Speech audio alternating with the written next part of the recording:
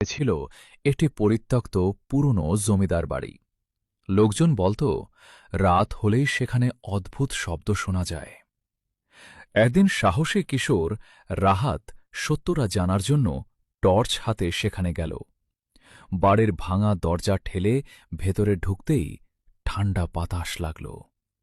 চারদিকে ধুলো আর মাকড়সার জাল। হঠাৎ ওপরতলা থেকে কারো কারো হাঁটার শব্দ ভেসে হল। রাহাত ধীরে ধীরে সিঁড়ি বেয়ে ওপরে উঠল। একটি ঘরের দরজা আধ খোলা ছিল।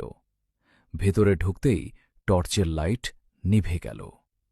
ঠিক তখনই অন্ধকারে একটি ফিস ফিস শব্দ শোনা গেল। এত রাতে এখানে কেন এসেছ?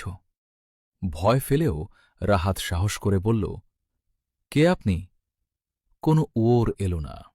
হঠাৎ জানলাটি নিজে থেকেই খুলে গেল, আর সাদা পোশাক পরা এক ছায়ামূর্তি ধীরে ধীরে সামনে এগিয়ে এল।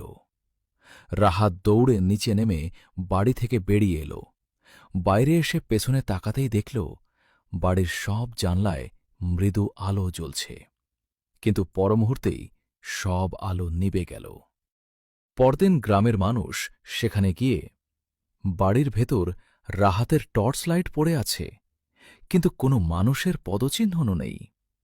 সেই ঘটনার পর আর কেউ সাহস করে রাতের অন্ধকারে জমিদার বাড়ির দিকে যায়নি। আজও নাকি সেখানে রাতের অন্ধকারে ফিস ফিস শব্দ শোনা